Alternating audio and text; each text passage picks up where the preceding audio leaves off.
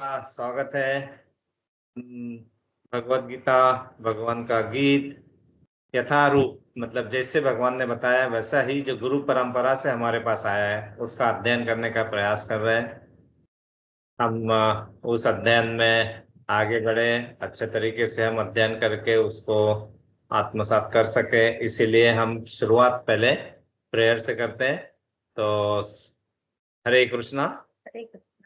ओम ओम अज्ञानतिमिरान्धस्य अज्ञानतिमिरान्धस्य ज्ञानाञ्जनशलाकया ज्ञानञ्जनशलाकया चक्षुरुन्मीलितं चक्षुरुन्मिलितं तस्मै येन श्रीगुरुवे तस्मै श्रीगुरुवे नमः। श्रीचैतन्यमनोभीष्टं श्रीचैतन्यमनोभीष्टं येन भूतले स्थापितं येन स्वयं भूतले रूपं स्वयं रूपं ददाति कदा मह्यं स्वपदान्तिकम् ददाति स्वपदान्तिकम्। वन्देऽहं श्रीगुरोः वन्देऽहं श्रीगुरुः श्रीयुत्पदकमलं श्रीगुरून् श्रीगुरुवैष्णवांश्च वैष्णवांश्च श्रीरूपं श्रीरूपं साग्रजातं सहगण साग्रजातं रघुनाथान्वितं साद्वैतं साद्वैतं परिजनसहितं सावधूतं परिजन सहितं कृष्णचैतन्यदेव कृष्ण चैतन्य श्रीराधा देवं श्री राधा कृष्ण कृष्णपादान् पादान सहगण श्रीविशाखानि ललिता विशाखानि श्री हे विशाखान्वितांश्च कृष्ण च करुणा सिन्धु हे कृष्ण करुणा सिंधो दीनबंधो गोपेश जगत्पते गोपिकान्त गोपेश गोपिका कांत राधा कांत नमस्तुते तप्त राधे कांचन वृंदावने गौरांगी राधे वृषभानुसुते वृंदावनेश्वरी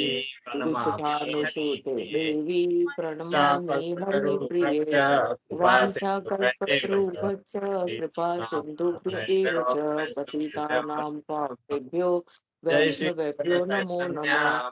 जय श्री कृष्ण नित्यानंद श्री चैतन्य प्रभु अद्वैत नित्यानंद श्री अद्वैत श्रीवासादि गदाधार श्रीवासादि गौर भक्त वृंद। हरे कृष्णा कृष्ण कृष्ण हरे कृष्ण राम हरे हरे हरे राम राम राम हरे हरे हरे कृष्ण कृष्ण कृष्ण हरे हरे हरे राम राम हरे हरे हरे कृष्णा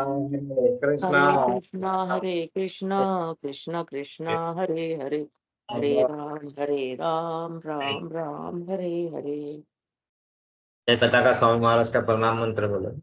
नमो ओम नमो नमः ओम शिवाय विष्णुपादाय कृष्ण पृष्ठाय भूतले श्रीमते जय पताका स्वामी निति नामने। नमो आचार्य आचार्य पदाय निताय कृपा प्रदायने गौर कथा धाम दया नागराग्राम तारिणे। प्रभुपाद जी का प्रणाम मंत्र बोलेंगे।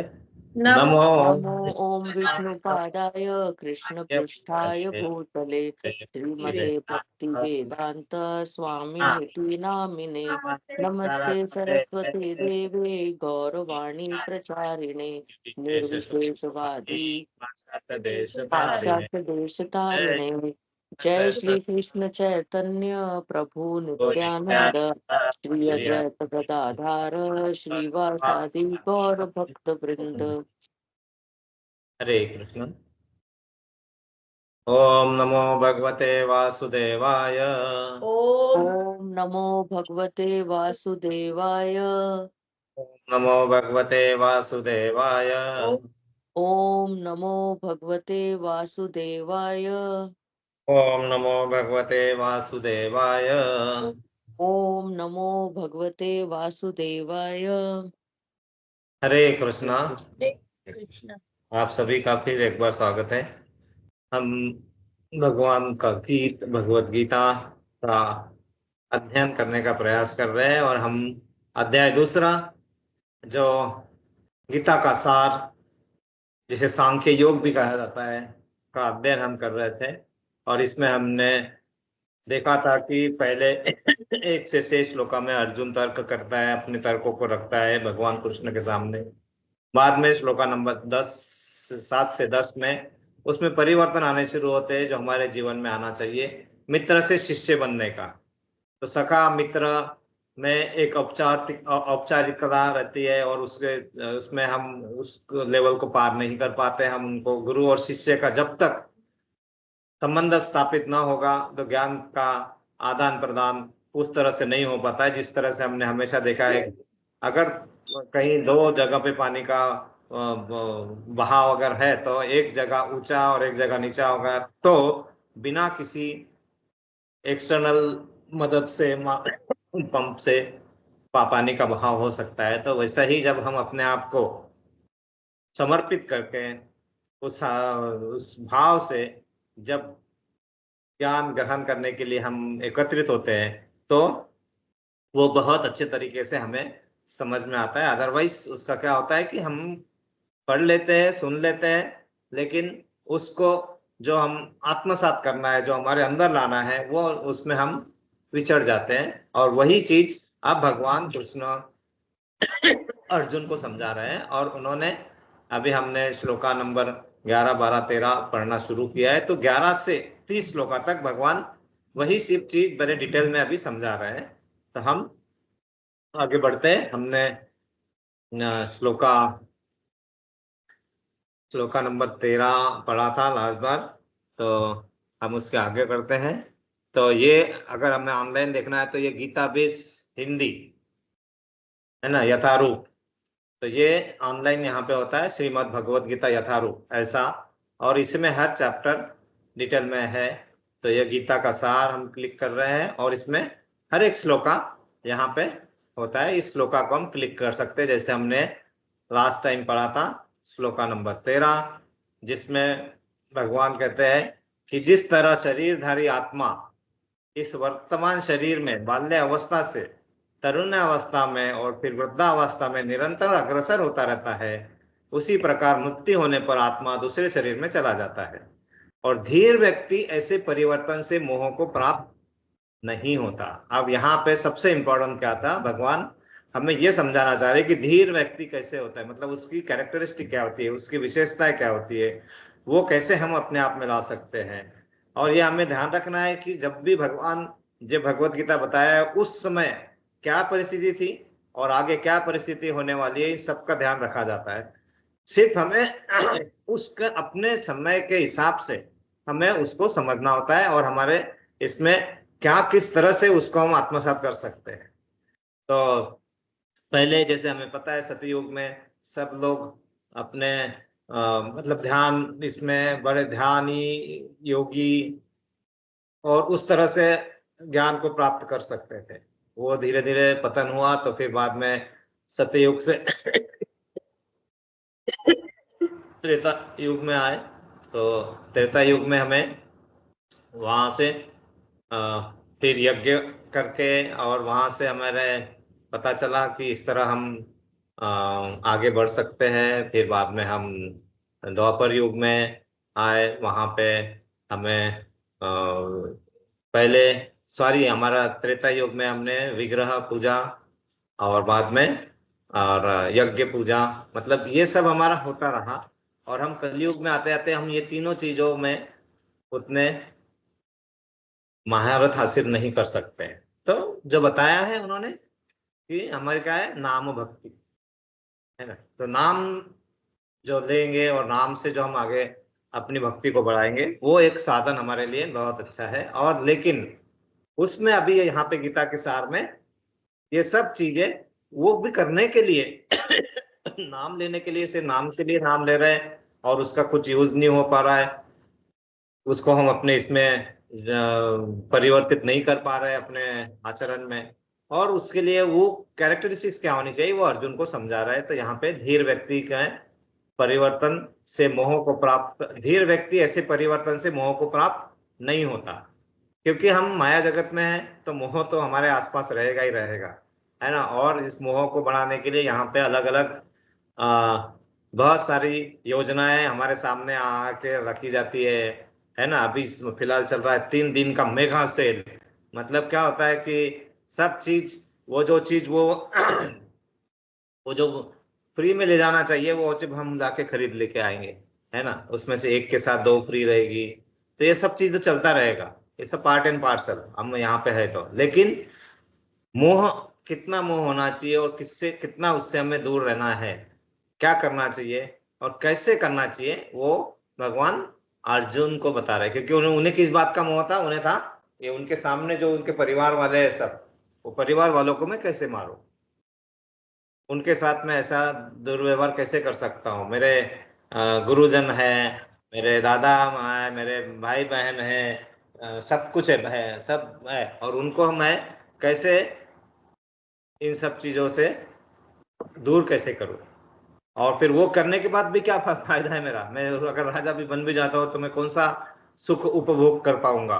ये सब चीजें उसके मन में है, और वो सब कैसे दूर करना है उस बारे में अभी अध्ययन चल रहा है, और वो हमारे इसमें बहुत ही सही तरीके से हमारे इसमें बैठता है, क्योंकि हमें भी यही, हम माया के चंगुल में, कैसा यहाँ पे लिखा है लास्ट इसमें ना, ऐसा उपदेश व्यर्थ होगा, क्योंकि माया के चंगुल में रहकर कोई भी प्रामाणिक उपदेशक नहीं बन सकता। ऐसी परिस्थितियों में यह मान लिया जाता है कि भगवान कृष्ण परमेश्वर है, जो पद में माया द्वारा विस्मृत अर्जुन रूपी जीव से श्रेष्ठ है। हम अर्जुन रूपी जीव इससे श्रेष्ठ है, और ये श्रेष्ठता जब हम स्वीकार करके हम जब अध्ययन करते हैं और आगे बढ़ते हैं, तो ज्ञान का आदान प्रदान शुरू होता है। तो हम आगे का श्लोका पढ़ेंगे। तो यहाँ पे आगे का श्लोका नंबर 14, अध्याय दूसरा। तो कोई पढ़ पाएगा श्लोका नंबर 14? जी प्रभु जी, पढ़ती हूँ। यस माता जी। मात्रा स्पर्शास्तु कौन्तेय, शीतोष उष्ण सुख दुखदा, अकाम अपायिन अनित्यानतात नितिशस्व भारत। हरि बोल। हरि बोल, हरे कृष्णा। और कोई पढ़ेंगे दूसरा?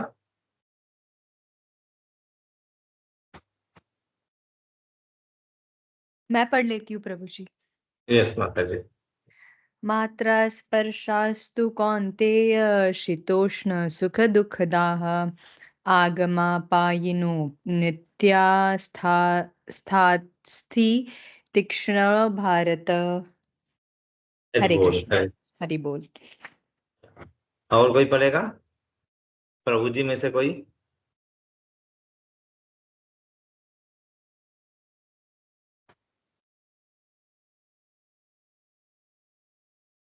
तुम पढ़ोगे? पढ़ो।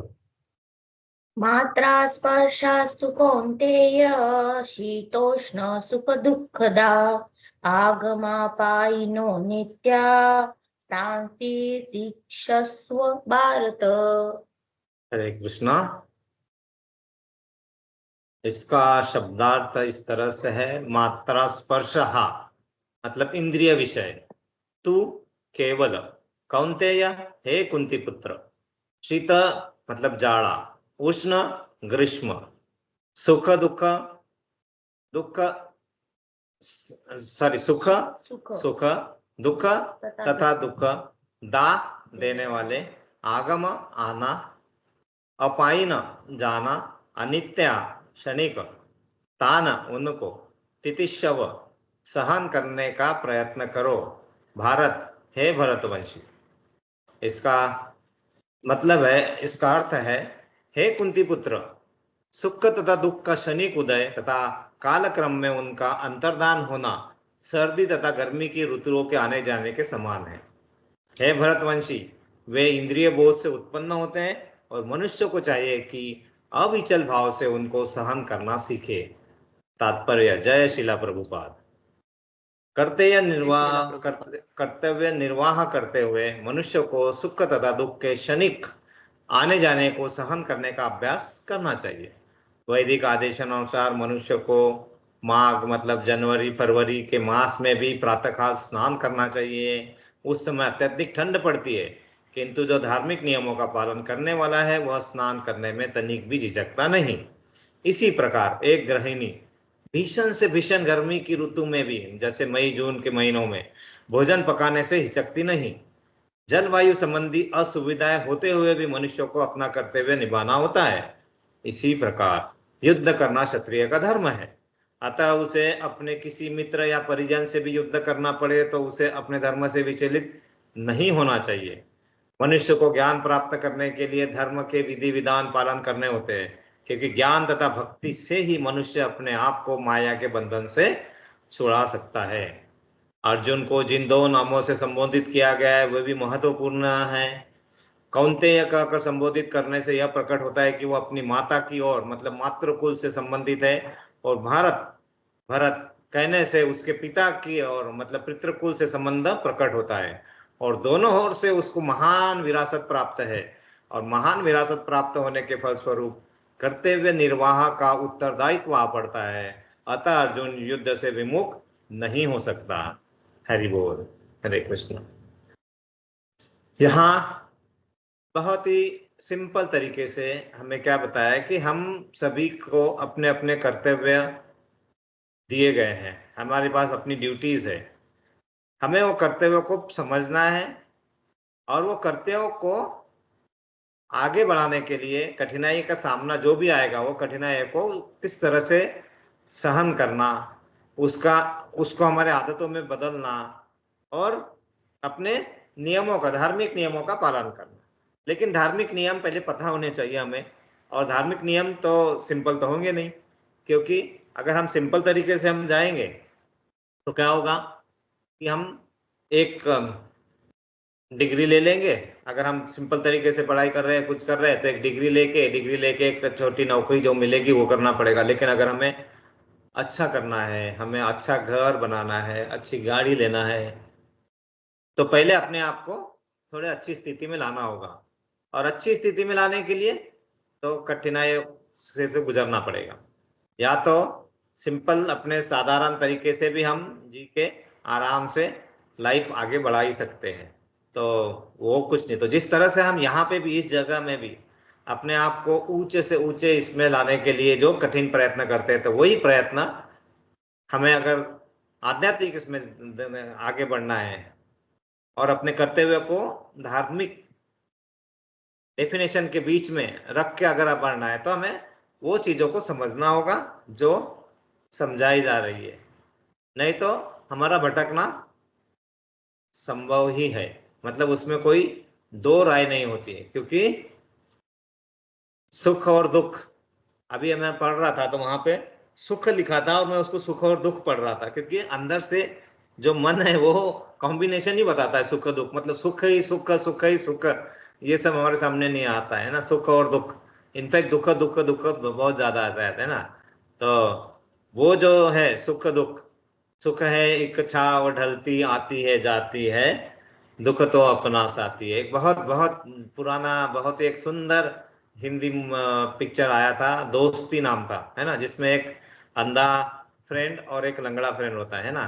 तो उसमें बहुत ही सुंदर तरीके से वो चित्रित किया था हमारे जीवन को, है ना। उसमें कहा था ये 2 लाइनें थी गाने की जो मैं अभी गुनगुनाने की कोशिश कर रहा था कि राही मनवा दुख की चिंता क्यों सताती है, दुख तो अपना साथी है, सुख है एक छाव ढलती आती है जाती है, दुख तो अपना साथी है। कहने का मतलब दुख तो साथी है, लेकिन भगवान उसके पार भी बता रहे हैं कि दुख को अपना साथी तो है, लेकिन उसको हम धीर रख के अपने आप को अगर वो उसके पार कर लेते हैं और उसमें भी अपने कर्तव्य को सही से निभा सकते हैं, अगर हम धीर रह के, तो फिर हम उस चक्कर में नहीं पड़ते। मतलब कौन से चक्कर में? जन्म मृत्यु जरा व्याधि के चक्कर में। नहीं तो क्या होगा, दुख में हम विचलित होके फिर हम अपने आप को धर्म से थोड़ा अलग कर लेंगे और फिर चलेंगे, तो क्या होता है कि हमारा जो क्रेडिट हमारे पास अर्न किया हुआ है हमने, है ना, जो क्रेडिट मतलब जो हमारे पास जमा हुआ है उसमें से कुछ व्यय हो जाता है। मतलब जैसे अगर मैं बहुत ही दुखी हूं और फिर मैं पैसों का अपने पास जमा हुई संपत्ति को किसी तरह इधर किसी तरह व्यर्थ कर रहा हूं, लोग करते हैं ना, तो फिर वो कोई कहीं दूसरी संगति में लग जाते हैं, पैसा व्यर्थ करते हैं, वो करते हैं, फिर उनका फिर से वो जो जमा पूंजी है वो कम हो जाता है और फिर उससे और दुख आता है। तो अगर उस समय उसमें न विचलित न होके अगर वो गलत मार्ग न पकड़े तो वो जो है दुख कम हो जाएगा। दुख तो रहेगा लेकिन दुख अब, और उसको दुख से दुख नहीं आएगा। मतलब जैसे हमारा चक्रवर्ती ब्याज होता है ना, ब्याज मतलब वो क्या बोलते हैं, ब्याज को क्या बोलते हैं इंग्लिश में? Interest. Interest. Interest. Yes yes yes माता जी, हरे कृष्णा। तो वो इंटरेस्ट पे इंटरेस्ट लगता रहता है। यही चीज बहुत बहुत ईमानदारी से हमें समझने वाली बात है। मतलब ऐसा नहीं है कि दुख है तो उसमें हमें दुखी नहीं होंगे हम, लेकिन उसमें स्थिरता कैसे आएगी, उसमें धीर कैसे आएगा। और वो इतनी इजीली नहीं आता, क्योंकि हम सब माया जगत में हैं, माया के बंधन में जुड़े हुए हैं। तो वो तो हमें हावी होगा ही होगा। और क्या होगा, हमारे आपस में हम जब एक को दूसरे को समझाने का प्रयास करेंगे, ये करेंगे, तो ऐसा होता है कि ये क्या है, क्या मैं गलत कर रही हूँ, क्या मैं गलत कर रहा हूँ। ऐसा नहीं होता है, गलत करना गलत नहीं होता है। सिर्फ इतना ही होता है कि हम उस समय हमारा मन हमें वो सोचने के लिए पर्याय ही देता नहीं है। और फिर नहीं देता है तो क्या करना होता है, फिर हमें वो पर्याय जो हमारे मन में कहीं तो रहता है, लेकिन वो हमारे आचरण में आने के लिए वो बीच में बाधाएं रहती है। बस वो बाधाओं को अलग करना है ना। इसलिए चैतन्य महाप्रभु ने इस कलयुग में आके सबसे साधारण तरीके से बताया कि आपको अगर वो प्रवाह जारी रखना है, जो आपका प्रवाह मतलब जो आपके पास इतना सारा बैंक में पूरा भरा हुआ है ना, उसको आपके मन में उतारना है ना, बुद्धि से मन में उतारना है और फिर इंद्रियों तक ले जाना है अगर, तो ये प्रवाह अवरोधित ना हो, इसीलिए उसमें हमें क्या करना पड़ता है, शुद्धिकरण। और शुद्धिकरण का तरीका तो हमें बहुत ही सिंपल तरीके से बताया है। क्या बताया है कि हमें महामंत्र का जप करना है। महामंत्र हरे कृष्णा कृष्णा कृष्णा हरे हरे, हरे राम राम राम राम हरे। राम हरे हरे। यहाँ ये जो श्लोका चल रहा है ये बहुत इंपॉर्टेंट है, क्योंकि इसमें ऐसा होगा कि क्या हमें सिर्फ जब भी करते रहना है, फिर क्या हमें यही करना बाकी सब छोड़ देना है? बिल्कुल नहीं करना है, बिल्कुल नहीं है। हम अपने तरीके से एंजॉय कर सकते हैं ना। जैसे कल एक सॉन्ग सुना था मैंने, कौन सा था, मुझे याद नहीं आ रहा था कौन सा था। नहीं, ओ ठीक है, याद आएगा तो बताऊंगा। तो हम उसको अपने लय में लाके उसके तरीके से हम आगे अपने आप को खुश रख के, मतलब इस सब चीजों को भी, लेकिन वो चीजों को हम कृष्णा भावना भावी तरीके से कैसे कर सकते हैं, उसमें आनंद कैसे ले सकते हैं, तो ये थोड़ा धीरे धीरे आता है। तो जैसे यहाँ पे बताया ना, भीषण गर्मी में भी आप गृहिणियां घर वहां पे खाना पकाने से नहीं हिचकिचाते हैं, वही चीज है। गर्मी ठंड, और जो धर्म में बहुत अच्छे से होते तो वो ठंडी के दिनों में भी ठंडे पानी से नहा लेते हैं। हम तो गर्मी के दिनों में भी ठंडे पानी से नहीं नहा पाते हैं, है ना, मतलब काइंड ऑफ थिंग। तो ये सब चीजें हैं, थोड़े से कठिनाइयों से जाना पड़ता है, लेकिन वो थोड़ी कठिनाई, वो धीरता अगर मन में है, तो ये हम अपने कर्तव्य को अच्छी तरीके से विपरीत परिस्थितियों में भी निभा पाएंगे। यही यहाँ पे बता रहे भगवान। और हमें ये क्या बता रहे हैं कि आपके कर्तव्य सिर्फ आपके तक सीमित नहीं होते, आप किस वंश परंपरा से आए हैं। जैसे यहाँ पे अर्जुन को बताया है ना, आपके माता पिता ने क्या कर्तव्य, क्या अच्छा लेके रखा था, क्या हम उसको उतना उत्तरदायित्व निभा पा रहे हैं कि हम उसको पूरा मट्टी में मिला दे रहे। यहाँ पे अभी कैसे ना, अर्जुन को कौनते मतलब कुंती पुत्र, और भरत ऋषभ मतलब पिता के तरफ से आए। तो दोनों तरफ से जो उनके जो ये संबंध थे, वो संबंध जो है वो महान विरासत की तरह आते हैं। हमें विरासत तो मिलती है, लेकिन वो विरासत को हम यूज कर पा रहे हैं कि नहीं कर पा रहे, है ना। कभी क्या वो हमारे लिए बर्डन बन गया है विरासत, कभी कभी वही हो जाता है ना। इतना सब होता है कि उसके उस बर्डन के चक्कर में हम अपने आप को भी नहीं कर पाते। तो वहां पे उस स्थिति में जब हम सही मार्ग पे नहीं आ पाते हैं, तो फिर यहाँ पे जैसे अर्जुन ने गुरु मान लिए हैं, और गुरु जैसे कहते हैं जैसे बताएंगे वो समझने का प्रयास कर रहे हैं, और भगवान उन्हें समझा रहे हैं। तो अपने फल का उत्तरदायित्व, अपने फल कर्तव्य का उत्तरदायित्व अगर हम निभाएंगे तो फल की आशा करने की जरूरत नहीं है, है ना। तो इसमें यही बताया कि अर्जुन इससे विमुख नहीं हो सकता है। जैसे हम हैं, हम अर्जुन हैं, हम अपने कर्तव्य से विमुख नहीं हो सकते। हाँ, उसको उस परिस्थिति में किस तरह निभा सकते हैं, कैसे निभा सकते हैं, वो हमें समझ में आता है अगर हम सही यूनिवर्सिटी से ज्ञान प्राप्त कर रहे हैं और उसको अपने आचरण में ला रहे हैं। हम अगले श्लोका पे बढ़ते हैं। यहाँ पे कोई कुछ ऐड करना चाहेगा या कोई क्वेश्चन है तो बिल्कुल बताइए, है ना, क्योंकि ये जो श्लोका से बहुत इंपॉर्टेंट है। तो किसी को भी कुछ इसमें ऐड करना है, कुछ पॉइंट बताना है या कुछ डिस्कस करना है तो बिल्कुल कीजिए, क्योंकि ये बहुत ज्यादा हमारे लिए मायने रखते हैं, हमारे इससे बिल्कुल कनेक्टेड होते हैं। हरे कृष्णा प्रभु जी।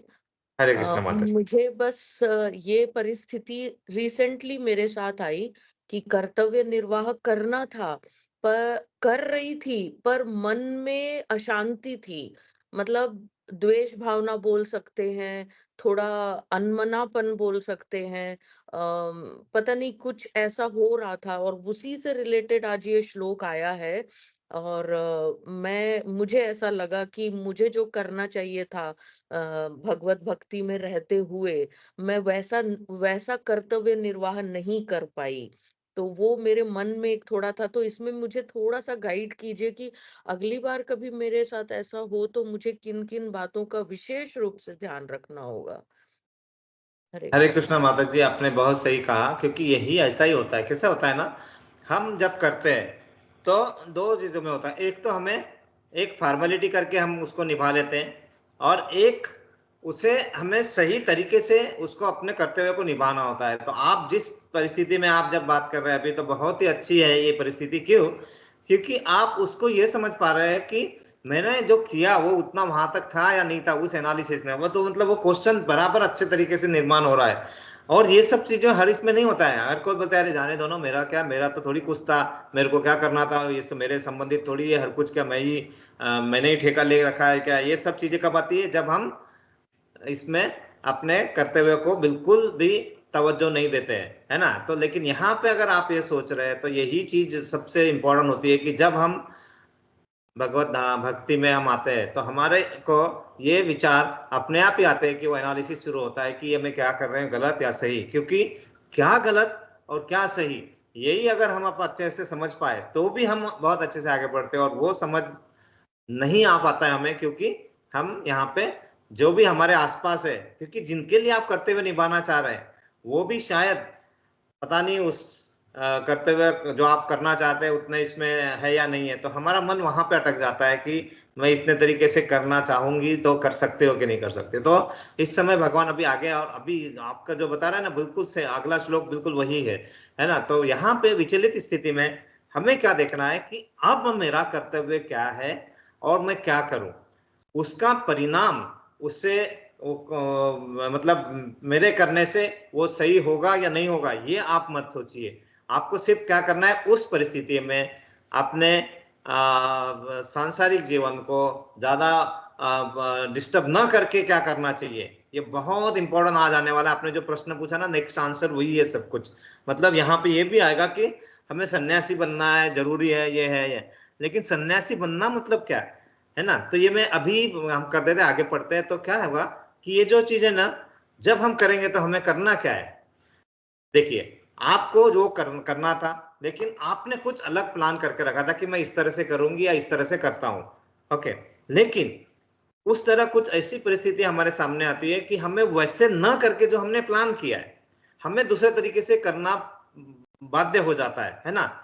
और हमारे मन में जो हमने प्लान किया, जो हम करना चाह रहे हैं, जिसका पूरा हमने आयोजन करके रखा हुआ है, और अंत स्थिति में हमें वो चेंज करना पड़ता है। वो चेंज को एक्सेप्ट करना और नई परिस्थितियों में ढाल के उसको आगे करना, दिस इज कॉल्ड संन्यास। अभी ये संन्यास होगा, यही धीरत्व है हमारे लिए, हमारे कलयुग के लोगों के लिए। हम संन्यास मतलब परिवार को छोड़ के या परिवार वालों से ये करके और उधर जाके ये करने के वो परिस्थिति में नहीं है हम, और करना भी नहीं चाहिए, सोचना भी नहीं चाहिए। यहाँ अभी आगे बहुत बिल्कुल आपका प्रश्न एकदम बिल्कुल कनेक्टेड है। यहाँ पे वही आएगा, गृहस्थाश्रम से संन्यासाश्रम जो चौथी हमारी ये है वर्ण श्रेणी में, है ना। तो वो संन्यासाश्रम वो सबसे श्रेष्ठ, लेकिन वो कैसे इस कलयुग में हम कर सकेंगे। तो माता जी बिल्कुल सही है, कैसे इस परिस्थिति में क्या करना है, जो हमारे सामने जो आ रहा है ना, उसमें से अगर हम जितना एनालिसिस करते, ज्यादा स्ट्रेस नहीं करना है। लेकिन हमें अगर आता है कि हमने ये प्लान किया था लेकिन मुझे थोड़ा चेंज करना पड़ रहा है, और उस चेंज से अगर हमें विचलित थोड़ा कम हो रहा है, तो वो चेंज को एक्सेप्ट करके वो अडॉप्ट करना है। और उससे क्या होगा, जैसे हम क्या करते हैं ना, जैसे कोई भी एक्सपेरिमेंट करते हैं तो क्या करते हैं, पहले जो हमको समझ में आया वो एक्सपेरिमेंट करते हैं, उसका रिजल्ट आता है। वो रिजल्ट को हम क्या करते हैं, फिर एनालाइज करते हैं कि क्या एग्जैक्ट होना चाहिए। फिर उसमें जो गैप आती है ना, उस गैप को लेके हम नया ऑब्जेक्टिव डिसाइड करते हैं, और नए ऑब्जेक्टिव से हम फिर से उसको रिसर्च करते हैं और कब तक करते रहते हैं, जब तक हमारा वो एक्सपेक्टेड आउटकम ना आए। तो ये प्रोसेस है, हम इसको एक दिन में या एक क्षण में करने का प्रयास नहीं करना चाहिए। लेकिन आप जिस तरह से सोच रहे बिल्कुल सही है कि अनमना ढंग से हो गया, ये हो गया, क्योंकि उस समय मनस्थिति कैसी थी। लेकिन आप अगर उसको बाद में एनालिसिस करके उसमें करेक्शन या उसमें ऐसा कर सकते थे, अगर ये सोच रहे तो बिल्कुल सही है। लेकिन उससे विचलित होना नहीं है कि अगर मैंने ऐसा किया तो क्या मैंने गलत कर दिया। कुछ गलत नहीं किया आपने जो उस समय आपके मन में आया आपने किया। और जितना जितना हम आगे बढ़ते हैं, हमारा अपने आप ही वो डायरेक्शन, क्योंकि नियंता कौन है, निर्देशक कौन है, कृष्ण है ना। तो जब हम उसमें कनेक्शन अपना खोजते हैं और वो कनेक्शन को स्ट्रांग करते हैं अपने इससे, तो नियंता मतलब निर्देशक, जो डायरेक्टर है हमारे मूवी के, वो डायरेक्ट करते रहते हैं हमें, तो वो डायरेक्शन मिलेगी माता जी आपको। आप बिल्कुल सही तरीके से सोच रहे हैं और यही चीज भगवान इसी श्लोका में, मतलब आगे वाले श्लोका में यही बता रहे हैं। हाँ माता जी, मैं आपको थोड़ा कनेक्ट कर पाया और आगे अभी बिल्कुल वही चीज है, आगे बिल्कुल जो आप सोच रहे हैं ना वही क्वेश्चन आ गया है। तो देखिए भगवान ने वही क्वेश्चन बिल्कुल, हाँ ऐसे ही अर्जुन को दुविधा में डाल के उनके मन में क्वेश्चन डाले हैं, ताकि हमारे लिए जीवन की राह ऐसी परिस्थिति में आने के बाद क्या करना चाहिए हमें समझ में आए। तो बहुत अच्छा माता जी, बहुत अच्छा प्रश्न, धन्यवाद कृष्ण। तो हम अगले श्लोका की तरफ जाएंगे। अगले श्लोका को कौन पढ़ेगा? कोई पढ़ेगा? चेतना माता जी आप पढ़ेंगे? सर मला स्क्रीनवरती दिसत नाहीये, कुठे वाचायचं सांगाल का जरा? अच्छा स्क्रीन आहे नाही का? नाही मला दिसत नाहीये, ब्लँकच आहे स्क्रीन मध्ये, मला दिसत नाहीये ते दर वीकेंडला दिसतं ना। हाँ सबको दिख रहा है क्या स्क्रीन? मैं फिर से शेयर करता हूँ। जी प्रभु जी दिख रहा है। अभी मैं फिर से शेयर कर लेता हूँ। तो आता आला का काही थोडं चेंज? हाँ आता आला। यस ओके थँक्यू वाचू का? हरे कृष्णा। हाँ 15 नंबर 15 या श्लोक वाचायचं ना पहिल्यांदा? पहिले श्लोक। हाँ माझं प्रोनाउन्सिएशन साठी मला माफ करा, म्हणजे मला जास्त नो संस्कृत येत नाही। माता जी हम लोग सब अभी वही है, हमें उससे वो सोचना नहीं है, हमें सिर्फ उसका जितना पॉसिबल है वैसा ही करना है ना। Okay thank you. यन हि न व्यथयन्ते ते पुरुषम पुरुषर्षभ समदुःख सुखम धीरम सो मृतत्वाय कल्पते। हरि बोल, इतना अच्छा तो पढ़ा आपने, बहुत अच्छा। अरे नाही हाँ थँक्यू। खालचं पण वाचायचंय का सगळं पूर्ण? नाही आता पहिले दुसऱ्यांदा, सेकंड टाइम ठीक somebody will okay 3 time okay then मग खालचं तुम्ही वाचणार। Okay no problem yes thank you. माता जी कोई पढ़ेगा? हाँ मोदा माता जी पढ़ रहे हैं। हाँ यं हि न व्यथयन्ते ते पुरुषं पुरुषर्षभ समदुःख सुखं धीरं सोमृतत्वाय कल्पते। हरे कृष्णा। यहं हि न व्यवत्तन्ते एते पुरुषं पुरुषवृषभ समदुःखं धीरं सोय अमृत्वाय कल्पते। अमृत्वाय कल्पते। माता जी मेरे तरफ गुस्से से देख रही, मैंने गलत पढ़ा तो हरे कृष्णा। तो यस हाँ आप अभी इसका यस चेतना माता जी आप, हाँ यस प्रभु जी आप बोलना चाह रहे हैं? यं हि न व्यवतन्ति एते पुरुषं पुरुषऋषभ शम दुःख सुखं धीरा च अमृतत्वा कल्पते। हरे कृष्णा प्रभु जी, आप हम सबका क्लास लेना चाहिए कि कैसे पढ़ना चाहिए। हरे कृष्णा हरे कृष्णा। तो ये करते करते आएगा, हम उसको भी अभी प्रयास करेंगे। तो इसका अर्थ है, इसका शब्दार्थ है, हाँ शब्दार्थ आप पढ़िए प्रभु जी शब्दार्थ। ओके हे पुरुषश्रेष्ठ अर्जुन, जो पुरुष सुख तथा दुख में विचलित नहीं होता है और इन दोनों में संभाव रहता है, वह निश्चित रूप से मुक्ति के योग है। हरे कृष्णा। तात्पर्य पढ़िए। जय शिला प्रभुपाद। प्रभु तो हमें पर है। हाँ हाँ, यस यस प्रभु जी। हमसे तात्पर्य वैशिला प्रभुपाद की जय। जो व्यक्ति आत्म साक्षात्कार की उच्च अवस्था प्राप्त करने के लिए दृढ़ प्रतिज्ञ है और सुख तथा दुख के प्रभावों को संभाव से सह सकता है, वह निश्चय ही मुक्ति के योग्य है। वर्णाश्रम धर्म में चौथी अवस्था अर्थात संन्यास आश्रम कटस्थान्ध्य अवस्था है, किंतु जो अपने जीवन को सचमुच पुण्य बनाना चाहता है वह समस्त कठिनाइयों के होते हुए भी संन्यास आश्रम अवश्य ग्रहण करता है। ये कठिनाइयां पारिवारिक संबंध विच्छेद करने तथा पत्नी और संतान के संबंध तोड़ने के कारण उत्पन्न होती है, किंतु यदि कोई इन कठिनाइयों को सह लेता है तो उसके आत्म साक्षात्कार का पथ निष्कष्ट हो जाता है।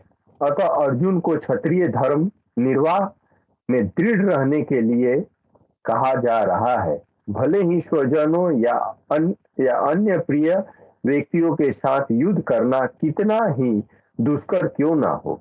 भगवान चैतन्य ने 24 वर्ष की अवस्था में ही संन्यास ग्रहण कर लिया था, यद्यपि उन पर आश्रित उनकी तरुण पत्नी तथा वृद्ध माँ की देखभाल करने वाला अन्य कोई न था, तो भी उच्च आदर्श के लिए उन्होंने संन्यास ग्रहण किया और अपने कर्तव्य पालन में स्थिर बने रहे। भावबंधन से मुक्ति पाने की यही एकमात्र उपाय है। हरि बोल प्रभु। हरि बोल। हरे कृष्णा। बहुत अच्छा पढ़ा प्रभु जी आपने। तो ये जो श्लोका है ये बिल्कुल वही कनेक्टेड है जो माता जी ने अभी प्रश्न किया था, और उसमें हमें क्या करना चाहिए, कैसे करना चाहिए, प्रभु जी ने बहुत अच्छे तरीके से बताया है। और यहाँ पे शिला प्रभुपाद जी ने उसका तात्पर्य जो हमारे लिए रखा है बहुत सुंदर तरीके से बताया। तो अभी सबसे पहले क्या बताया, पहले ही लाइन में बताया, व्यक्ति आत्म साक्षात्कार की उच्च अवस्था प्राप्त करने के लिए दृढ़ प्रतिज्ञ और सुख दुख के प्रहारों को समभाव से सह सकता है, वह निश्चय ही मुक्ति के योग्य है। आप सबसे पहला क्या है, दृढ़ प्रतिज्ञा। मतलब हम एकदम बिल्कुल रेडी तो नहीं है, रेडी नहीं है मतलब हम अभी पूरे, हमारा कैसा है ना, हमारा कच्चे आम की तरह है, हमें पक रहा है हमारा मतलब, लेकिन वो कच्चे आम को गर्मी में रखना होगा, वो तना घास के बीच में रखना होगा, तो वो घास में उसकी गर्मी वो सहन करने का पहले दृढ़ निश्चय है क्या तुम्हारे पास। पहले तो सबसे पहले वो इच्छा है, दृढ़ प्रतिज्ञा, मतलब तुम उस मार्ग पे रहना है। परिस्थितियां विपरीत है तो क्या, हमें उस पे जाना ही है ना। वो पथ ही क्या, पथिक कुशलता ही क्या, जिस राह में बिखरे शूल न हो, नाविक की धैर्य परीक्षा ही क्या, जब धाराएं प्रतिकूल न हो। बार बार हम यही करते हैं ना। तो आपका धैर्य क्या, वो पथ क्या, पथिक कुशलता ही क्या, आप रास्ते तो जा रहे हैं, लेकिन आपकी कुशलता का आप वो रास्ते में जाने का उपयोग बराबर कर पाते हैं क्या। अगर रास्ता बहुत ही सुखमय रास्ता बनाया, मखमल की चादरें बिछी हुई है, गद्दे बिछे हुए हैं, और आप उसमें जा रहे हैं, तो कोई आप कुछ बड़ी बात नहीं कर रहे, क्योंकि वो तो किसी ने दिया हुआ किसी समय के लिए तक रहेगा आपको, लेकिन बाद में तो आपको उतरना उसी रास्ते पे। तो वहां पे क्या लिखा है, कैसे कहते हैं कि वो पथ ही क्या, पथिक कुशलता ही क्या, जिस राह में बिखरे शूल ना हो, मतलब जिस राह में कांटे और पत्थर ऐसे ना हो, क्योंकि वही रास्ता तो हमारा सही रास्ता है ना। और उस रास्ते पे चलने का जब प्रयास कर लेते तो हम देखते हैं कि एक साधु व्यक्ति उस रास्ते पे चलते होकर तो उसे कठिनाइयों का सामना नहीं करना पड़ता है, जबकि हम अपने चप्पल शूज पहन के भी उस रास्ते पे चल नहीं पाते ढंग से, क्योंकि ये सब हमें प्रयास नहीं होता है और हमारा मन वो उतना दृढ़ प्रतिज्ञा नहीं होता है। तो वो पहली लाइन थी, और नाविक की धैर्य परीक्षा ही क्या, जब धाराएं प्रतिकूल न हो। मतलब आप तो नाविक है ना, अपने जीवन की नाविया तुम चला रहे हो, जो आपके पास पतवार दे दिए भगवान ने। तो आपकी धैर्य परीक्षा कब है, अगर आप प्रवाह के साथ जा रहे हो और बह जा रहे हो और भवसागर में डूब रहे हो, तो उसमें कोई परीक्षा नहीं है, कोई धैर्य नहीं है तुम्हारे पास, अपने पास, है ना। लेकिन जब धाराएं प्रतिकूल होगी, मतलब हम जाना चाह रहे हैं और हमारे उस प्रवाह के विरुद्ध चलना है अपने, तो उसमें जो हम प्रयास करेंगे, उस प्रयासों की हमारी जो इच्छा होनी चाहिए वो दृढ़ प्रतिज्ञ, मतलब यस करना है, मतलब करना है ना। उसमें कठिनाइयां आएगी, सुख और दुख के प्रहार आएंगे तो होगा। पहले हमें क्या कहा जाता था पता है कि लोहा है ना, लोहा गर्म है, ठोक लो, आकार दे दो, ये पहले कहा जाता था। वो पहले पॉसिबल था। अब क्या होता है, ध्यान से सुनना, अब लोहा होता है, गर्म भी नहीं होता है, हमें उसे ठोकना चालू करना पड़ता है पहले दिन से। तो पहले वो लोहा गर्म करना होगा, जब वो लोहा गर्म हो जाएगा तो फिर उसे हमें शेप देना होता है। क्यों? क्योंकि हम किस युग में, कलयुग में है। हमारे आसपास की परिस्थितियां ऐसी है कि वो लोहा गर्म भी अवेलेबल नहीं है हमारे पास जिसको हम शेप दे पाए। हमें वो लोहा भी गर्म करना ही हमारा काम है, तो हमें ठोकना चालू करना है। और सबसे इंपॉर्टेंट चीज क्या है, ये मत सोचो कि कोई आएगा और हमारा लोहा गर्म करके देगा। मराठी में कहावत है, येईल हरी यानी देइन पलंगावरी, मतलब हरी आएंगे और हमें पलंग पे बैठे बैठे खाना पीना सब दे देंगे। हम ऐसा सोचते हैं, है ना, या ऐसा चाहते हैं, है ना। तो ऐसा नहीं है, हमें अपने काम पे जाना पड़ेगा, हमें कुछ कमा के लाना पड़ेगा, घर पे गृहिणी या हमने खाना पकाना पड़ेगा, फिर वो हमारे सामने रखा जाएगा तो हमें अपने हाथ से खाना भी पड़ेगा। ये सब चीजें करेंगे। जबकि किसान को क्या होता था, ये सब अपनी मेहनत करके वो वहां तक तो अपने खाद्य खुद उत्पन्न कर लेता था, तो उसे खरीदने के लिए जाना नहीं पड़ता था। वो अलग परिस्थितियां थी। अभी परिस्थिति हमारे पास थोड़ी अलग है, तो हमें वो जो लोहा है वो भी नहीं है, लोहा भी अभी हमें हैमरिंग करना शुरू नहीं कर सकते क्योंकि लोहे पे जंग भी लग गया है ना। इतनी परिस्थितियां विपरीत है हमारे पास, तो वो जंग को भी पहले साफ करना है, लोहे पे लगा हुआ जंग, है ना। फिर वो जब जंग साफ हो जाएगा फिर हम उसको ठोकना चालू करेंगे, मतलब हमारे कंटिन्यूअस प्रयास चालू करेंगे। और वो प्रयास कैसे है, हमें अपने महामंत्र के द्वारा अपने आप को शुद्धिकरण करके अपने आप को तैयार करना है। तो वो लोहा ठोकते जाओ ठोकते जाओ ठोकते जाओ, फिर वो धीरे धीरे क्या होगा, गर्म होना चालू होगा, गर्म होगा चालू होगा, फिर उसको शेप मिलना चालू होगा।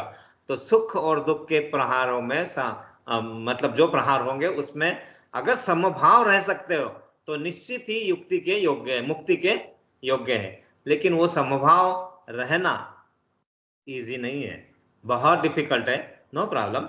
लेकिन उसके लिए ही तो है ना, वो भगवान बोल रहे हैं ना, आ तो तू 2 कदम तो बढ़ा, मैं हूं ना, मैं तुम्हें साथ लेके चलूंगा। लेकिन पहले 2 कदम बढ़ाओगे तो मैं तुम्हें और चलते रहो तुम्हारे साथ। तो ये यहाँ पे पहले 2 लाइन का बहुत इंपॉर्टेंट चीज है कि हम निरंतरता हमारे प्रयासों में है या नहीं है, और वही चीज हमें यहाँ से बाहर ले जाने के लिए है। नहीं तो हमारे पास हम एक बार करते हैं और फिर बाद में 8-10 दिन 15 दिन वही भूल जाते हैं, फिर बाद में रिकनेक्ट करने का, तो उसमें कैसा ना, इतनी हमारी बुद्धि इतनी क्षीण हो गई है कि हम उसको भूलते जाते हैं कि क्या था पहले, अरे कौन सा था, क्या पढ़ा था, कितना श्लोक था, क्या। तो थोड़ा सा उसमें निरंतरता आ गई तो कनेक्शन में इजी होता है। और फिर क्या होगा कि जो हमारे माइंड के जो न्यूरॉन है ना, न्यूरॉन मतलब जो सेल, वो क्या होता है, उस अपने आप उस एनर्जी को थोड़ा थोड़ा स्टोर करके रखते हैं। नहीं तो उनके क्या लगता है, अरे ये थोड़ा देर के लिए आए थे, अब इसका कोई काम नहीं है, फेंक दो, तो वो सब भूल जाते हैं हम। इसलिए हमारे टीचर भी हमें बताया करते थे कि जो भी आपने पढ़ा, समझा नहीं समझा, 24 घंटे में उसको एक रिवीजन मार दो, खटाखट खटाखट खटाखट, मतलब बिना समझे। हम तो आश्चर्य करते थे कि ये कैसे बता रहे हैं हमारे टीचर कि बिना समझे पढ़ लो। मैंने वही करना चालू किया इंजीनियरिंग में, कॉलेज से आते थे और वही चीज को बुक में आधे एक घंटे में ऐसा करके पढ़ लेते थे, कुछ हुआ नहीं हुआ, लेकिन वो बहुत फायदेमंद रहता था। हमने देखे कितने पंडित लोग, कितने महापंडित, ये कितने बड़े बड़े श्लोकों को याद कर लेते और उनको पूरा निरंतर याद रहता है, क्योंकि वो उसको कंटिन्यूअस उसके प्रयोग में लाते रहते हैं। तो जब हम उसमें निरंतरता आ जाएगी तो अपने आप ये वही है दृढ़ प्रतिज्ञा, मतलब हम उस मार्ग पे है, तो मुक्ति के योग्य है हम। उसके बाद में क्या बताया, वर्णाश्रम धर्म में चौथी अवस्था संन्यास आश्रम, कष्ट साध्य अवस्था है, बहुत ही कष्ट रहेगा उसमें। इसमें ये चौथी अवस्था है ना हमारे वर्णाश्रम धर्म में। लेकिन यहाँ पे ये भी बताया कि वो अवस्था प्राप्त करना तो हमारे लिए ये जो इस मुक्ति के बंधन को तोड़ने के लिए वो अवस्था प्राप्त करना जरूरी है, ऐसा लिखा है यहाँ पे, है ना।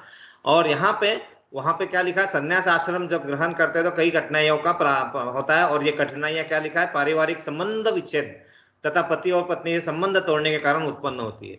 क्योंकि क्या होता है कि हमारे जो कर्तव्य है वो कर्तव्य को पहले न निभाते हुए अगर हम उस कर्तव्य से विमुख होके चलो ये तो नहीं हो रहा है मुझसे, अब मैं ऐसा ही कर लेता हूँ, मैं तो यहाँ पे हिमालय पे चढ़ा जाता हूँ, ये करता हूँ, वो चीज भी इतनी इजी आसानी नहीं है, वो भी हम करने के लायक है या नहीं है, पहले वो समझना है। वो हमारे इसमें पॉसिबल नहीं है। तो यहाँ पे प्रभुपाद जी को मैंने सुना था, उन्होंने ये बताया कि आप गृहस्थाश्रम में रह के भी संन्यास आश्रम वाला कार्य कर सकते हैं। लेकिन वो कैसा है, वो संन्यास मतलब, संन्यास क्या है?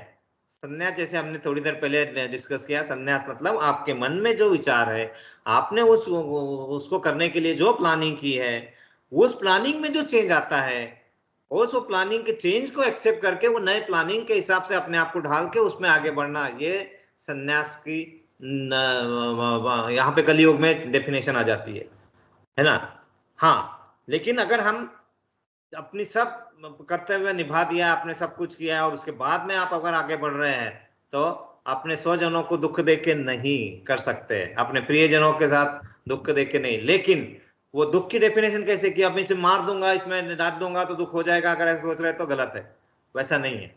उनको जो मतलब जो चीजें है, तो हमें ये समझना है कि हमें उनके आत्मा को दुख ना पहुंचना चाहिए। शरीर को दुख तो पहुंचेगा ही, और वो शारीरिक देहात्म बुद्धि से हम जब सोचेंगे तो हमें कष्ट ही कष्ट सामने नजर आएंगे।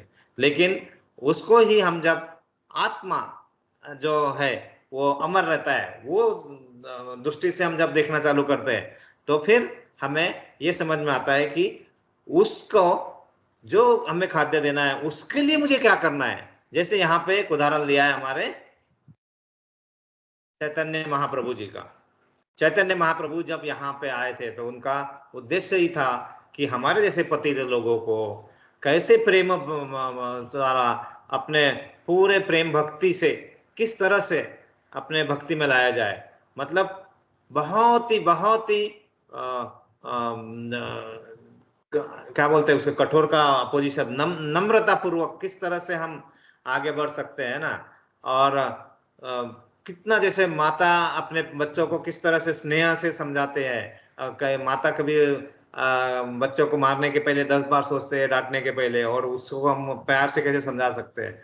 तो यहाँ पे जो महाप्रभु का जो अवतरण था वो इसीलिए था कि हम इतने पतित हो गए कि हमें उस तरह से प्यार से समझा के और प्रेम से किस तरह से हम आगे अपने आप को ले जा सकते हैं, वही प्रेमा भक्ति यहाँ पे बताया। और उन्होंने भी, उनका पूरा आयु था 48 साल का, और उसमें से 24 साल के बाद उन्होंने संन्यास ग्रहण कर लिया था, जबकि उनके पास उनकी पत्नी और वृद्धा माँ की देखभाल करने वाले कोई नहीं था। लेकिन शॉर्ट टर्म मतलब छोटा उद्देश्य न देके हमारा उनका कर्तव्य क्या था, वो किस लिए यहाँ पे आए थे, उन्हें बहुत बड़े जगत का उद्धार करना था, और उस इसमें थोड़ी कठिनाइयों का सामना करना पड़ेगा। तो ऐसे कठोर निर्णय भी अगर हम कभी लेना पड़ सकता है और इसमें, लेकिन जब अगर आपके पास वो कैपेबिलिटी है और आपको करना है, तो आपको कर्तव्य पालन में आपको स्थिर रहना है। जैसे अर्जुन को यहाँ पे क्षत्रिय का धर्म निभाना ही था, क्योंकि उस पे सब कुछ आश्रित था, इतने सारे लोग जो वहां पे युद्ध में थे,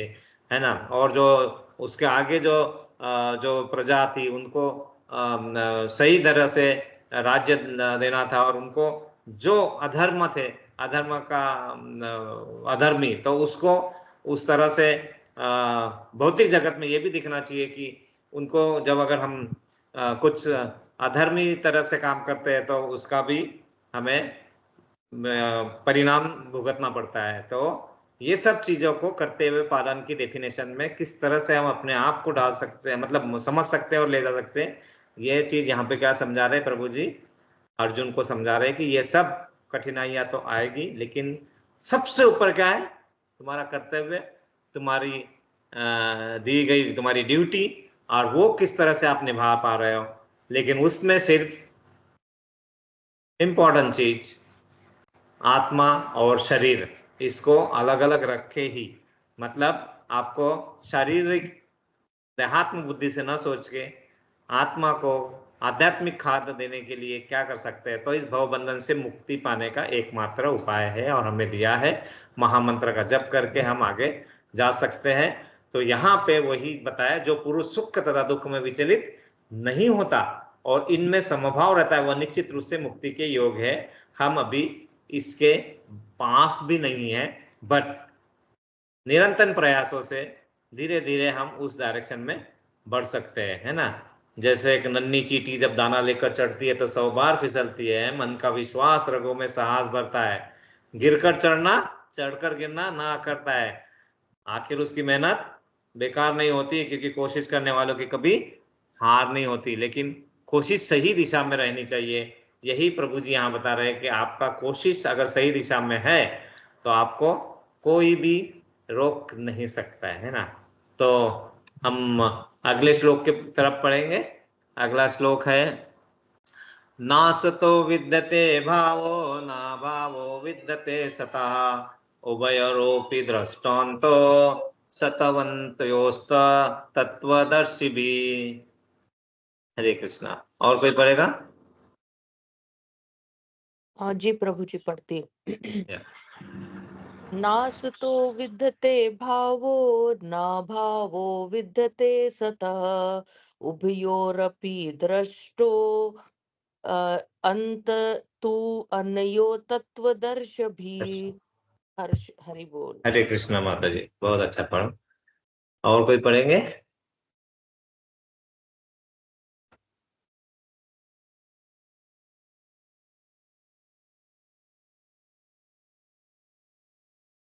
हाँ,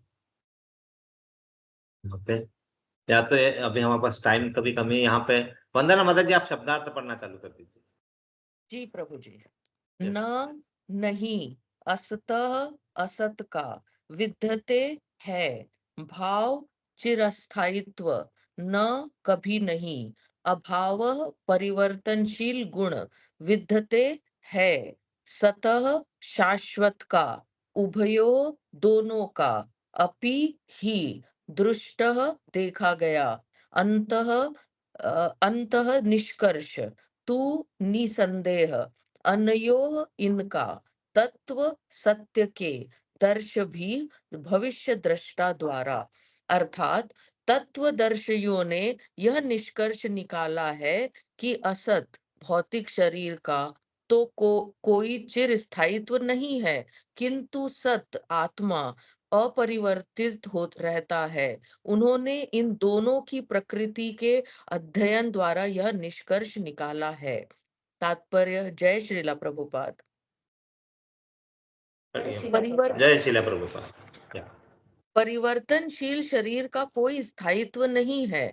आधुनिक चिकित्सा विज्ञान ने भी यह स्वीकार किया है कि विभिन्न कोशिकाओं की क्रिया प्रतिक्रिया द्वारा शरीर प्रतिक्षण बदलता रहता है।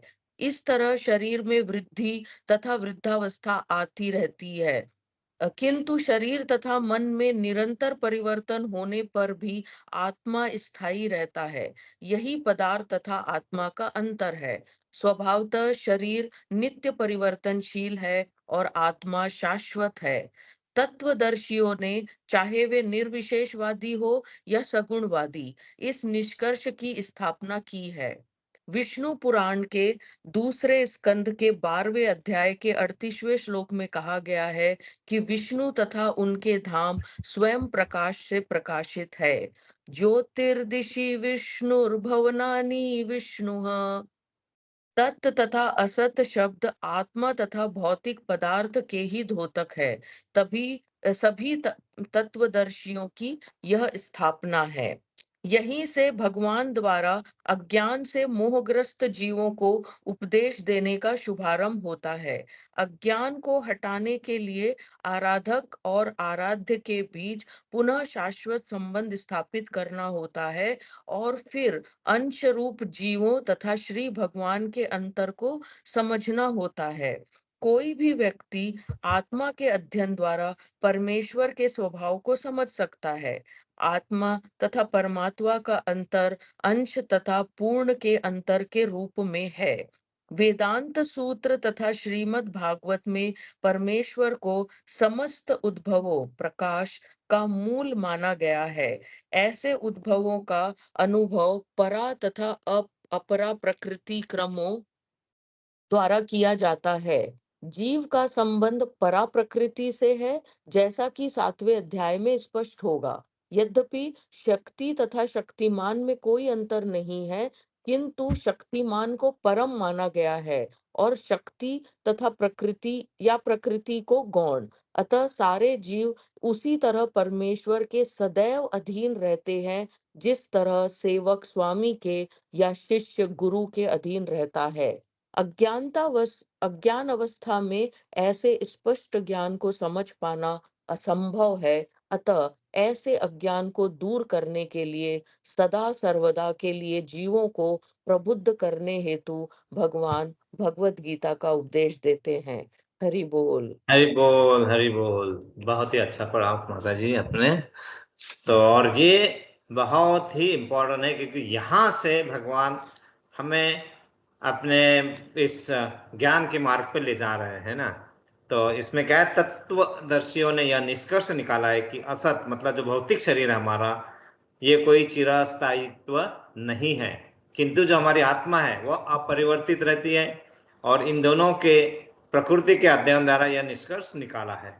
यहाँ पे जो पहले पैराग्राफ में भगवान प्रभुपाद जी हमें बता रहे हैं कि परिवर्तनशील है, तो शरीर का नियम है। जब हम जन्मते हैं, फिर बाद में हम यौन अवस्था में आते हैं, फिर धीरे धीरे वृद्धावस्था में आते हैं और बाद में निकल जाते हैं शरीर।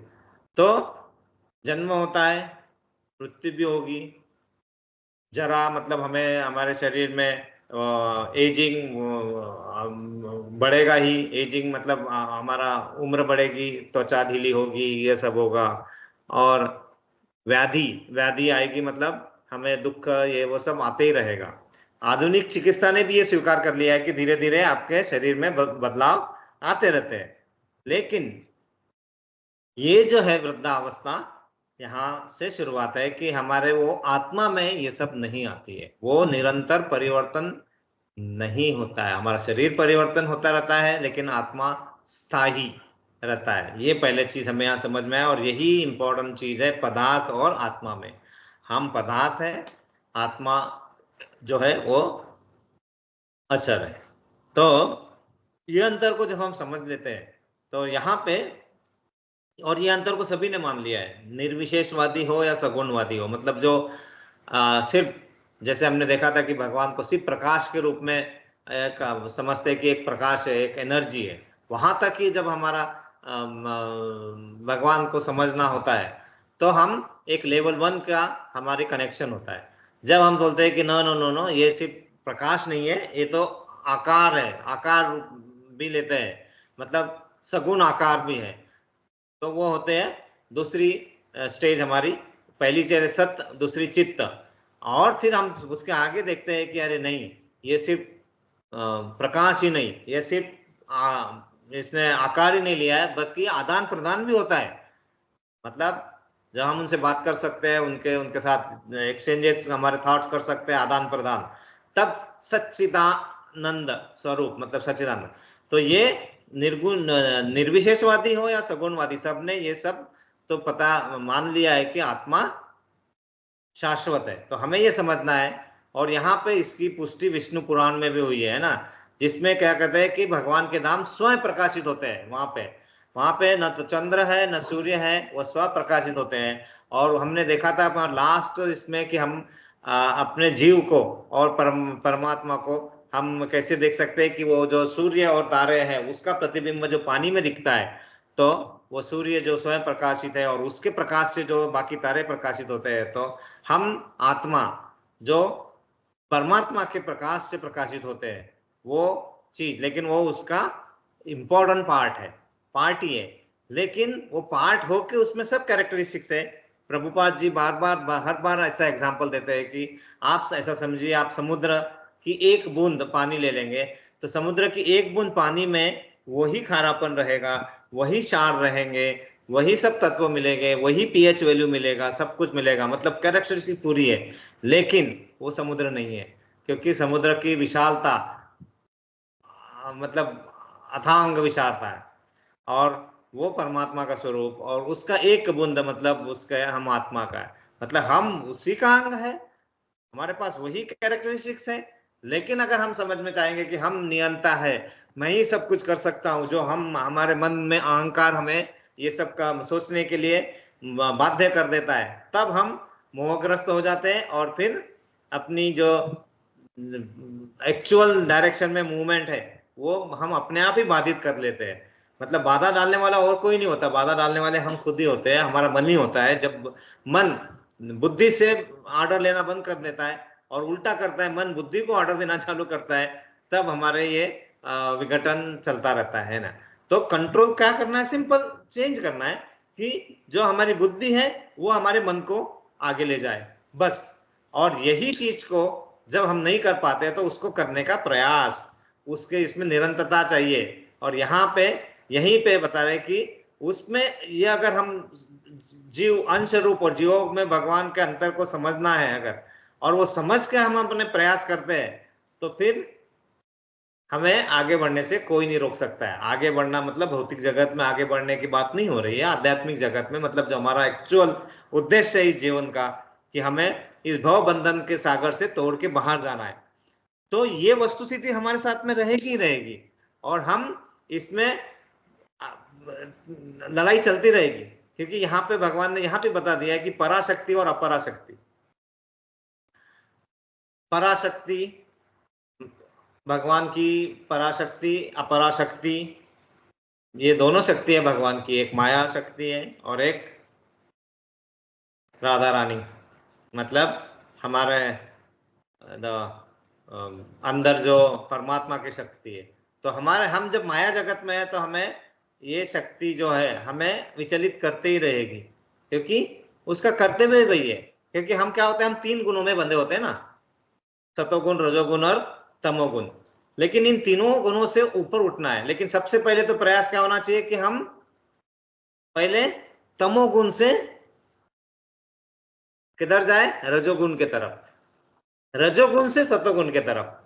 मतलब प्रयास निरंतर रहने चाहिए। नहीं तो क्या होता है, हम तमोगुण से रजोगुण तक जाते, फिर तमोगुण में गिरते, फिर रजोगुण में जाते, कहीं कहीं थोड़े देर के लिए सतोगुण में आते, फिर तमोगुण में गिर जाते हैं। लेकिन ये तो होगा ही होगा। इसलिए यहाँ पे क्या बताया कि शक्ति और शक्तिमान में अंतर नहीं है, लेकिन शक्तिमान है जो आपको, आपका नियंता है, आपको नियंत्रित करते हैं। ये मानना, ये मन को समझाना और उस तरह आगे बढ़ना, अगर ये चीज हम बार बार कहते रहेंगे। यहाँ पे आप देखोगे जितने भी श्लोक आएंगे प्रभुपाद हर जगह बार बार यही समझाते, तो हम बोलते कि बार बार क्या है ये सब, क्योंकि हम ऐसे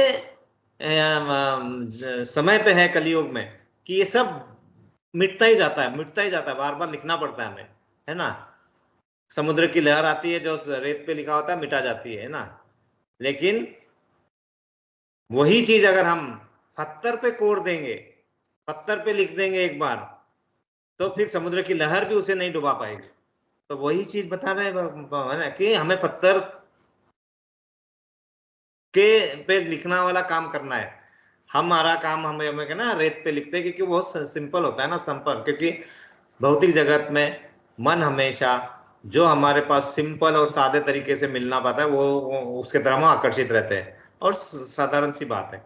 लेकिन वही चीज धीरे धीरे प्रयासों से, अगर हम पत्थर पे जैसे लिखा जाता है, अगर वैसे अगर हम लिखना चालू करेंगे, उसमें प्रयास निरंतर रहेगा, और उसमें कठिनाई भी होगी। जब छेनी लगेगी, हथौड़ा छेनी लगेगी, तो दुख तो होगा, लेकिन थोड़ा थोड़ा करते जाएंगे, और एक बार नाम लिख गया तो फिर उसको समुद्र की लहर भी नहीं डुबा पाती है, और कुछ नहीं है, वो हमेशा की तरह बन जाता है। तो वही है। और वो सब हथौड़ा छेनी कौन करता है, कौन मारता है? गुरु।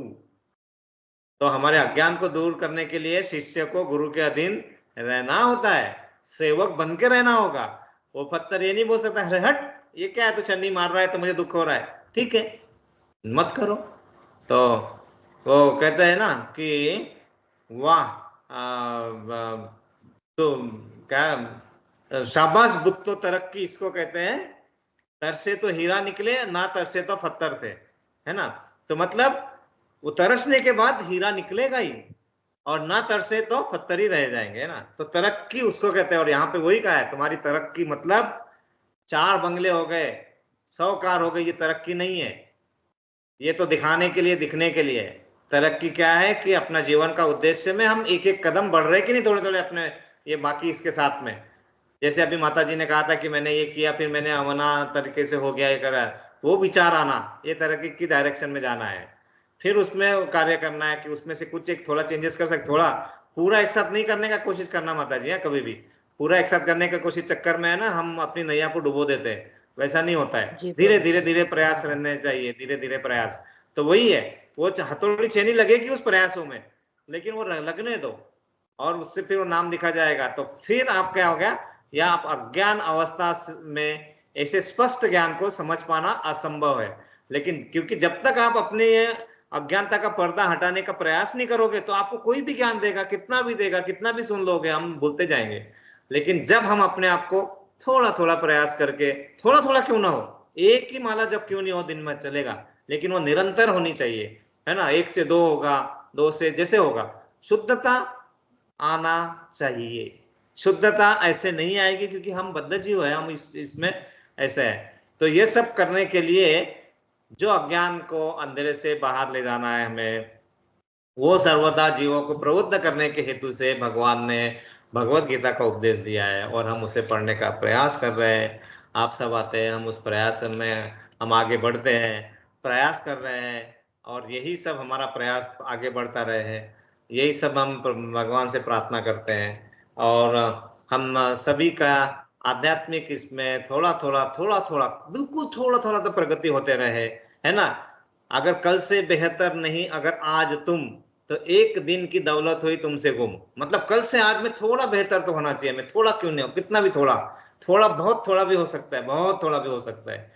कि आज खाना बनाते वक्त मैंने भगवान कृष्ण का नाम लिया कि मैं उनके लिए नाम बना रहे, खाना बना रहे, उतना भी आ गया प्रयासों में, वो भी बहुत ही अच्छा है। बहुत ऐसा है ना, कठिनाइयों में भी ऐसा है।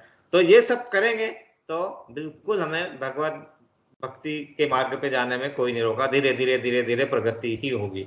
तो हम सबकी प्रगति होते रहे, हम आध्यात्मिक इसमें अपने भौतिक और आध्यात्मिक जगत का संतुलन बनाए रखे, है ना। हम अपने आप को धीर कैसे बना सकते हैं, उस तरफ प्रयास चालू रहे। इसीलिए हम सबके लिए प्रेयर करेंगे। किसी के लिए स्पेशल प्रेयर है, बच्चों के लिए तो प्रेयर करना ही है, क्योंकि उनके लिए कठिनाइयों का सामना बहुत ज्यादा है हमारे से, उनको बहुत सारी चीजों को सामना करके आगे बढ़ना है, तो उनके लिए प्रेयर है। वो उनका ध्यान अपने पढ़ाई पे लगे, वो अपना प्रयासों में शीतलता लाके और आगे बढ़े, ना कि कठिनाइयों से डर के इधर उधर भागे। तो वो स्थिरता है उनके मन में, सभी के मन में आए, इसके लिए हम सबके लिए प्रेयर करेंगे। और किसी के लिए कोई प्रेयर है माता जी, प्रभु जी? वैसे सभी के लिए तो हम करेंगे ही साथ में। तो तबीयत सबके साथ, आरोग्य। हाँ, सबका आरोग्य अच्छा रहे, क्योंकि आरोग्य अच्छा रहेगा तो मन लगेगा, मन लगेगा तो भक्ति कर पाएंगे, नहीं तो यही नहीं रहेगा तो कैसे होगा। तो आरोग्य अच्छा रहे सबका माँ। तो हम सबके लिए 3 बार प्रेयर करते हैं। हरे हरे कृष्णा कृष्णा हरे हरे कृष्णा कृष्णा कृष्णा कृष्णा कृष्णा हरे कृष्णा हरे, हरे हरे हरे राम हरे राम हरे हरे राम, राम राम राम राम राम हरे हरे हरे। हरे हरे हरे कृष्णा कृष्णा हरे हरे कृष्णा कृष्णा कृष्णा कृष्णा कृष्णा कृष्णा हरे हरे, हरे हरे हरे राम हरे राम राम हरे राम हरे। हरे हरे हरे हरे कृष्णा कृष्णा कृष्णा कृष्णा कृष्णा कृष्णा हरे कृष्णा हरे, हरे हरे हरे राम हरे राम राम हरे। राम हरे हरे। हम प्रभुपाद जी के लिए प्रेयर करेंगे 3 बार, क्योंकि उन्होंने इतना सरल तरीके से, देखो हम जब इतना पढ़ते हैं तो कितना अच्छे तरीके से यहाँ पे बताया हुआ है ना। तो नहीं तो सिर्फ श्लोका पढ़ के उसका लाइन लिखने से हम कुछ अपने अपने अपने तरीके से कुछ बना लेते हैं मन में। तो यथारूप जब पढ़ते हैं तो उसका एक्चुअल मीनिंग पता होता है। इसलिए हम प्रभुपाद जी के लिए 3 बार प्रेयर करेंगे। हरे हरे कृष्णा कृष्णा हरे हरे कृष्णा कृष्णा कृष्णा कृष्णा कृष्णा हरे कृष्णा हरे, हरे हरे हरे हरे राम हरे राम राम राम राम राम हरे, हरे हरे हरे हरे कृष्णा कृष्णा हरे हरे कृष्णा कृष्णा कृष्णा कृष्णा हरे, हरे हरे हरे हरे राम हरे राम राम राम राम हरे हरे, हरे हरे हरे कृष्णा कृष्णा कृष्णा कृष्णा हरे हरे हरे राम राम राम हरे हरे। गीता ग्रंथ राज की जय। भगवत गीता ग्रंथ राज की जय। वाञ्छा कल्पतरुभ्यश्च कृपा उपासिन्दु सिन्धुभ्य एव च पतितानां पावनेभ्यो वैष्णवेभ्यो नमो नमः। अनंत कोटि वैष्णवंद की जय, जय मात की जय, जय गुरुदेव की जय, जय समस्त भक्त वृंद की जय, जय। सभी भक्तों की जय जयकार हो। हरे कृष्णा। सभी कृष्णा एक्सप्रेस की जय जयकार हो, हरे कृष्णा। कृष्णा सत्य भक्तों की जय जयकार हो, हरे कृष्णा। हरे कृष्णा। निताई गौर निताय गौर प्रेमानंद। प्रेमानंदे। हरि हरि हरि हरि बोल। हरे कृष्णा। धन्यवाद प्रभु जी, धन्यवाद। जी आप सब आते हैं, हम आगे बढ़ने का प्रयास कर रहे हैं, प्रयासों में सफलता भगवान बिल्कुल देंगे हमें। हरे कृष्णा। हरे हरे हरे कृष्णा। कृष्णा।